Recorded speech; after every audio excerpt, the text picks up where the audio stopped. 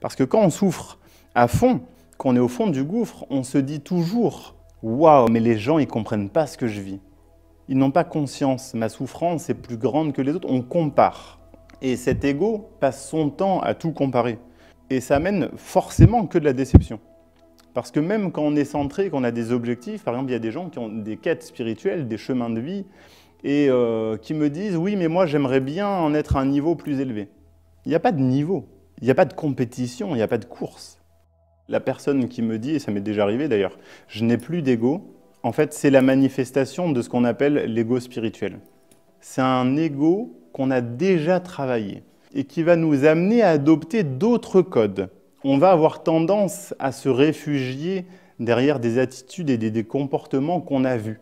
Alors on va s'habiller en blanc, on va laisser pousser ses cheveux, puis on va parler toujours calmement. Et face à n'importe quelle situation de la vie, on n'a aucune émotion. La liberté, c'est d'être tout.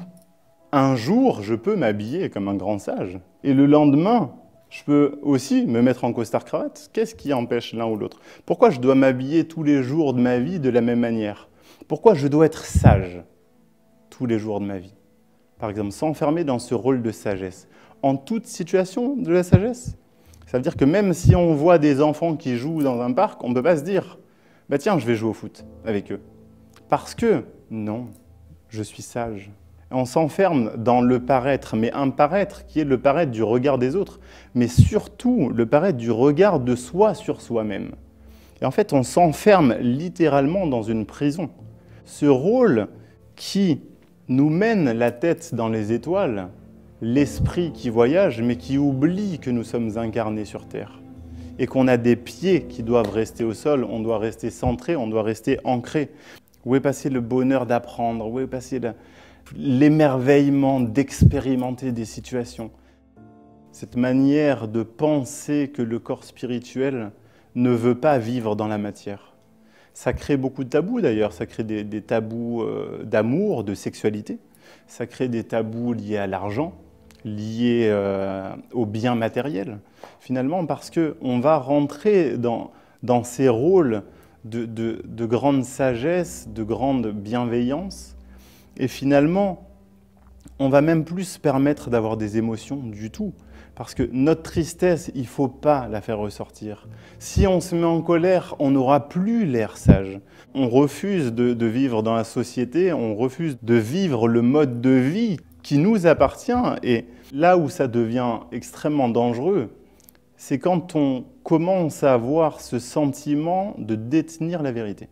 Dans l'histoire de l'humanité, tous les gens qui ont pensé un jour détenir la vérité se sont sentis obligés de l'imposer à autrui.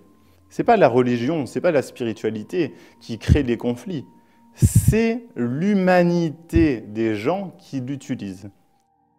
Mon chemin, c'est la vérité. Ça veut dire que ton chemin, il est nul. Ça veut dire que le tien, il est erroné. Venez avec moi, j'ai le chemin. Je détiens le chemin. Faites comme moi. Et c'est vrai que dans ce que j'enseigne et que j'appelle la guidance spirituelle, le but du jeu, ce n'est pas de dire « je suis le guide ». Je suis l'être éveillé, je suis un être accompli.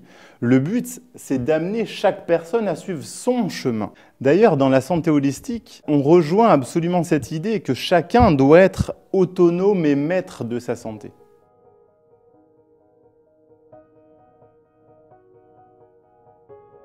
L'aboutissement de cet enseignement sur l'ego, sur les SPPA et sur l'âme, c'est d'apprendre à voir la vie avec un autre regard, avec un regard de l'âme, et apprendre à exprimer les choses avec ce qu'on appelle la voix de l'âme. La voix de l'âme, c'est cette voix qui arrive directement pour nous parler dans un langage de paix, d'amour, d'universalité, qui est là pour résoudre tous les conflits possibles et imaginables, qui nous permet de nous livrer avec vulnérabilité, sans honte ni gêne, sans appréhension, sans redouter d'être jugé, sans redouter de souffrir.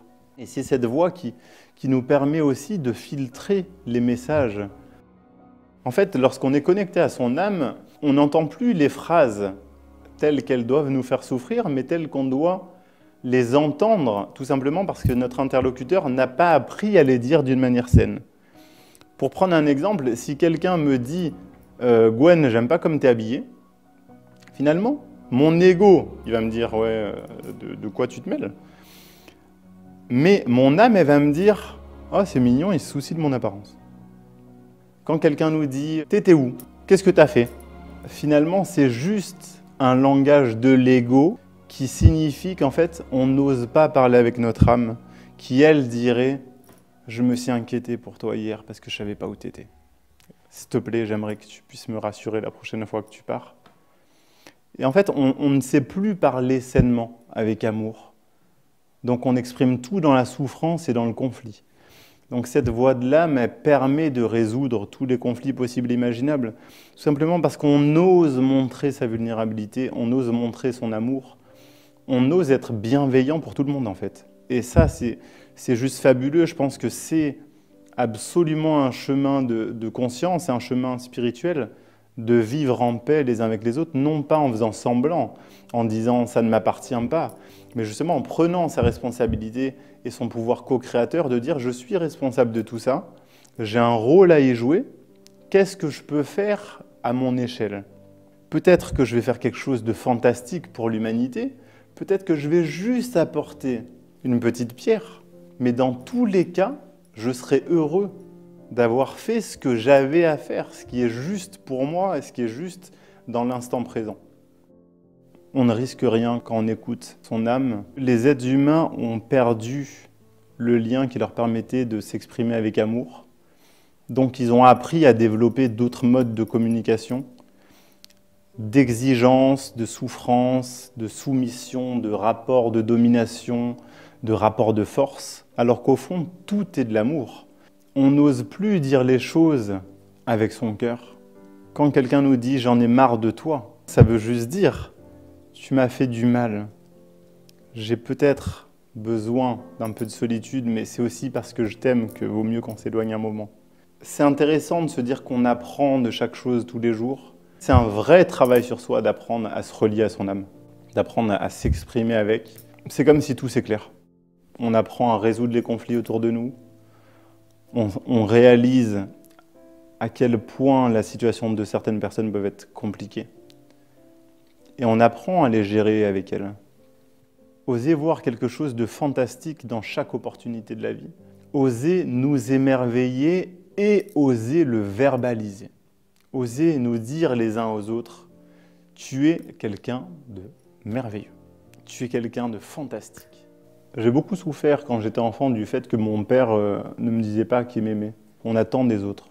Puis ça venait pas, il me disait pas qu'il m'aimait. Un jour, j'ai osé lui dire, papa, j'aimerais bien que tu me dises que tu m'aimes, quand même, parfois. Puis il m'a dit, oui, mais t'es mon fils, tu sais très bien. Tu le sais très bien que je t'aime, mais j'ai pas besoin de te le dire, c'est évident. Il m'a répété ça plusieurs fois, et il m'a dit, moi, mes parents m'ont jamais dit je t'aime. Et là, c'est comme si je voyais la vie avec un autre prisme. Comme je dis souvent, le SPPA, c'est comme aussi voir la vie comme un kaléidoscope. Au lieu de voir mon père comme un père, j'ai vu mon père comme un enfant. Comme un enfant qui me dit, moi je ne l'ai pas eu, tu ne l'auras pas. Et toc. C'est un enfant compétitif. Et cet enfant, soit je rentre en compétition avec lui, soit en conscience, moi-même j'adapte ma SPPA. Et là, en l'occurrence, je me suis mis, moi, dans ma SPPA de parent. En me disant, puisqu'il fait l'enfant, moi je vais faire le bon parent. Puis j'ai dit à mon père, moi je t'aime et j'ai besoin de te le dire. On a osé changer de rôle, on a osé parler avec notre cœur.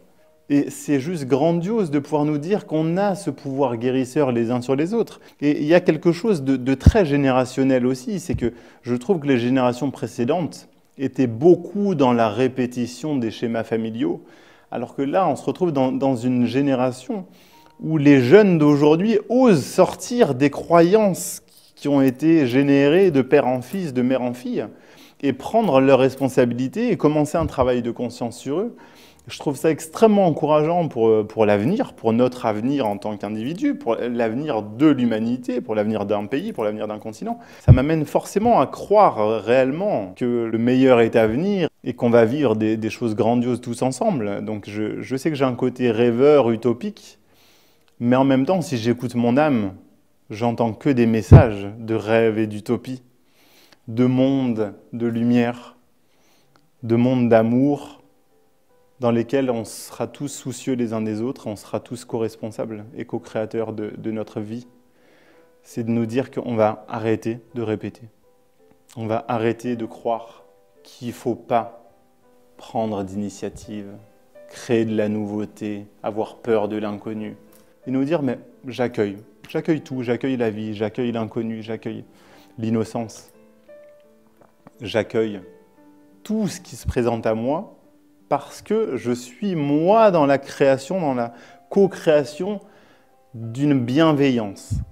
Si je pense que la vie est merveilleuse, si je crois, si je sens que la vie est merveilleuse, je vais amener des situations extraordinaires dans ma vie.